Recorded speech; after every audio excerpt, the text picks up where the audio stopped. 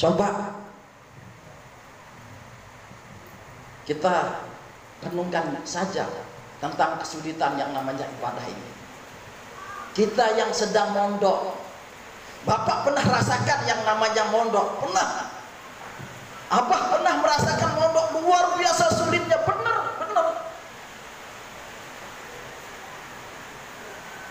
Kalau kita ingin pulang, ini kita ingin pulang. Kalau di rumah, kalau kita ingin pulang. Tapi di sini kita ingin pulang, menjenguk orang tua. Apa katanya guru wali pondok? Stop. Mau pulang wali pondok? Stop.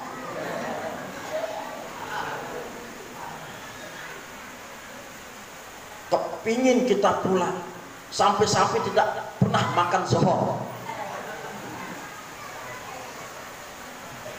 karena kepingin pulang, tapi selalu kita di stop untuk pulang. Berat atau ringan itu?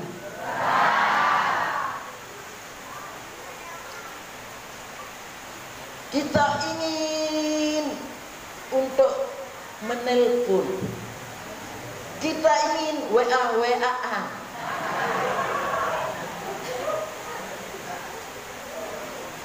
Ini ingin, tapi karena kita mondok, boleh nggak? Nggak boleh. Karena kepingin, sulit memang. Memang ibadah ini sulit. Kalau kepingin nelpon, kita kepingin SMS, kita ingin WA-WA-an. Kita sengaja pergi ke tempat dalam telaga, nyemprung di sana kita SMS-an. Di dalam telaga itu kita SMS teman, supaya tidak dilihat oleh wali pondok. Atau HP-nya kita lempar ke sana, terus kita dengar dari belakang, halo gitu aja. Pokoknya sulit pokoknya. Ibadah ini sulit.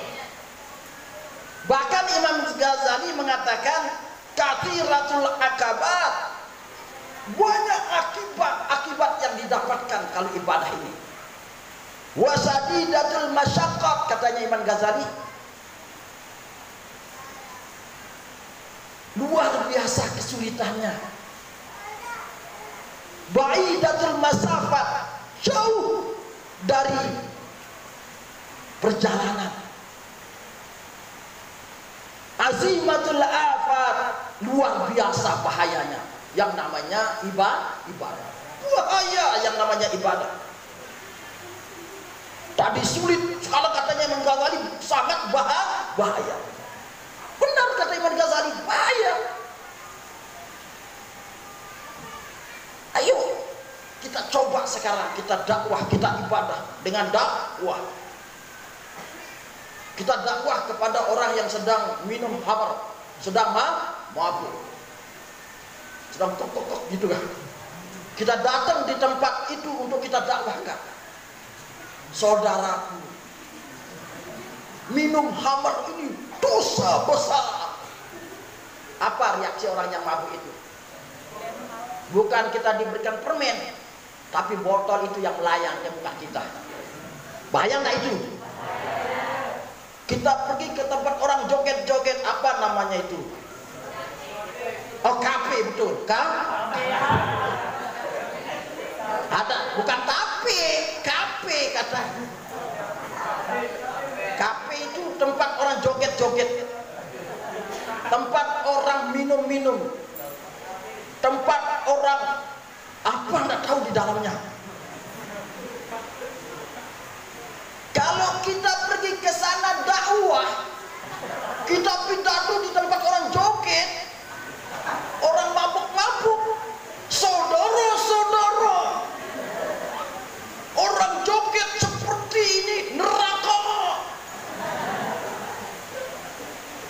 Orang mabuk seperti ini akan dilempar oleh malaikat Zabaniyah. Apa yang terjadi?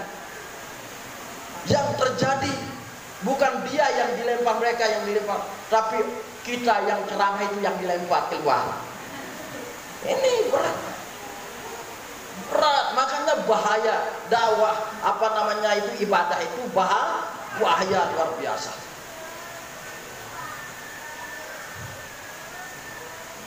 Dan Imam Ghazali mengatakan, kathiratul awaiq wal mawani, banyak yang menghalangi kita kalau ibadah.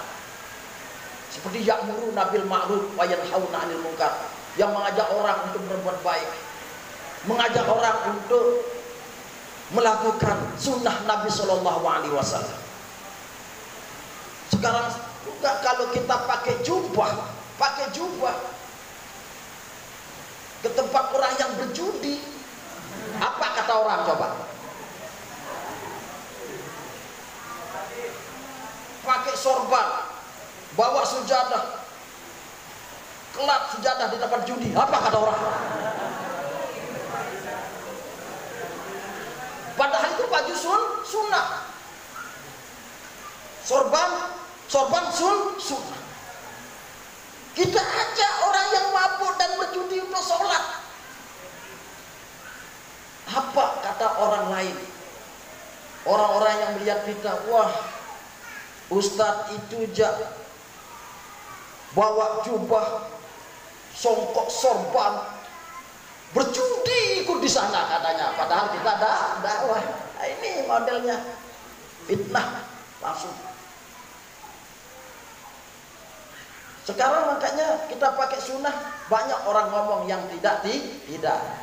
Itu kenapa berat memang. Banyak yang menghalangi kalau kita melakukan sunnah.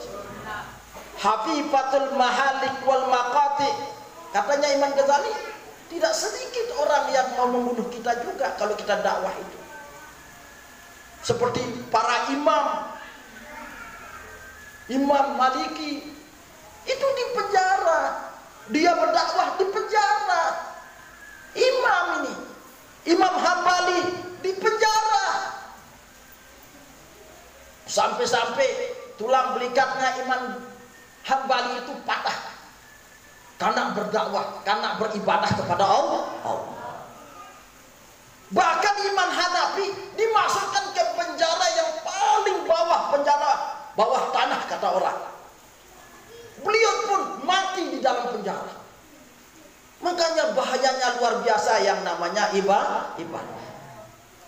Lebih-lebih musuhnya raja. Nah, lebih-lebih musuhnya raja.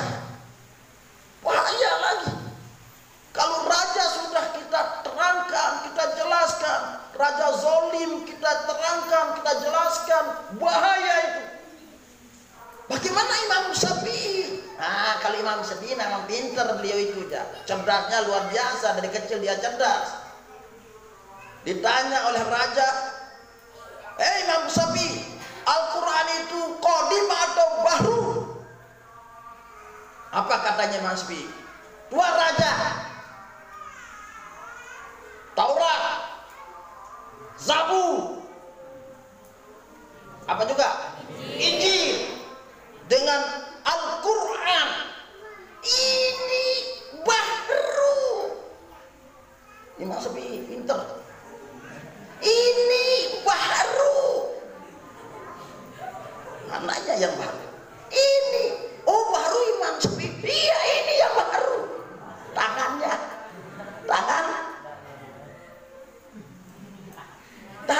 yang bahru. Ini yang bahru. Bukan Taurat, Zabur, Injil, Al-Quran bukan, tapi yang ini. Hebat Imam Syafi'i. Baru jadinya. Iya. Al-Quran baru. Ini yang baru. Nah, itu Imam Syafi'i. Tidak jadi beliau di penjara. Tidak jadi beliau dibunuh. Dikira apa orang dibunuh itu? Dikirain bukan.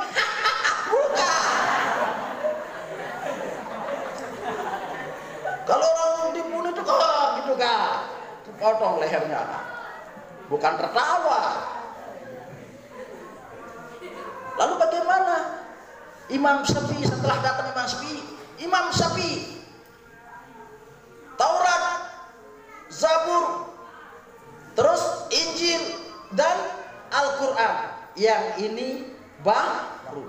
Itulah jawaban Imam Syafi'i. Lalu beliau menerangkan dakwah kepada raja itu, menangis raja itu. Akhirnya tobat nasuha, yang namanya raja. Memang berat hadap raja. Jangan raja kadus doang, berat.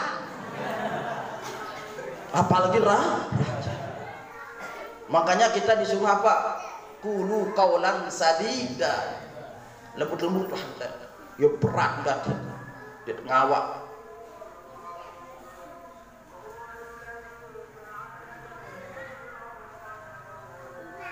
Kalau sudah ulama, kalau sudah raja, kalau bahasa sekarang, kalau di Indonesia apa namanya?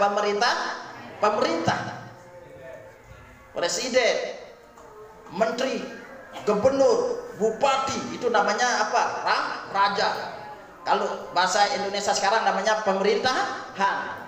Kalau sudah pemerintah marah, pemerintah menjadi musuhnya, ulama sudah pemerintah jadi musuhnya, maka yang terjadi katanya Imam Ghazali,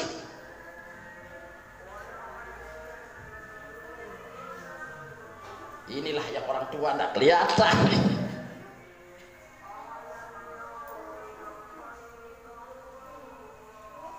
Katanya Imam Ghazali, azizatul asya wal atba.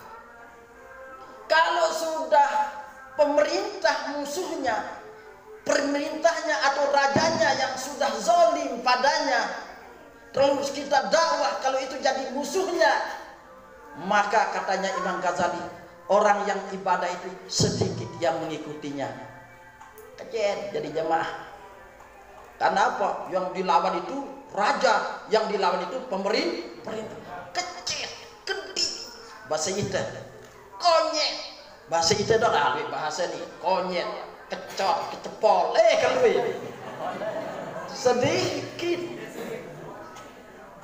sedikit teman kita. Kalau sudah raja atau pemerintah yang memusuhi kita, sedikit sudah teman kita.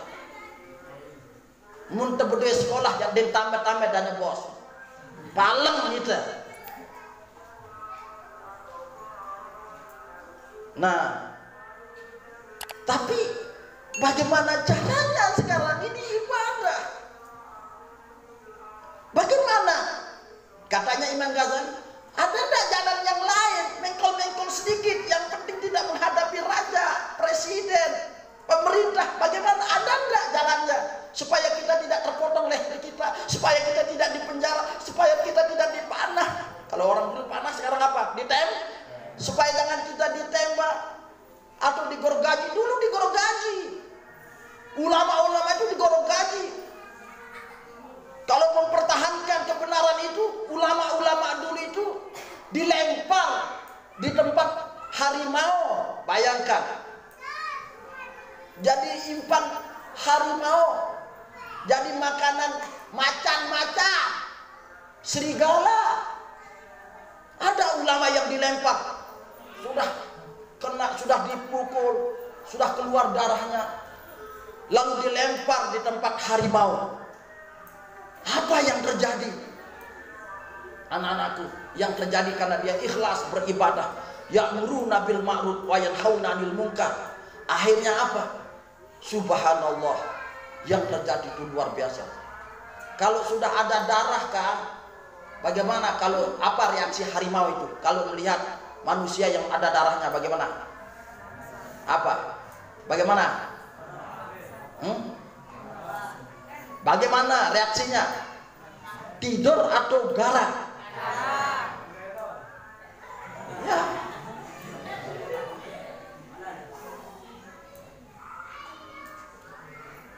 Tapi ulama ini dilempar, subhanallah. Yang terjadi apa? Nangis harimau itu. Sebenarnya tidak ada ceritanya harimau nangis ya. Ada harimau nangis? Hah? Tidak ada. Tapi ini ceritanya benar. Harimaunya yang nangis sambil dia lus-lus. Ulama ini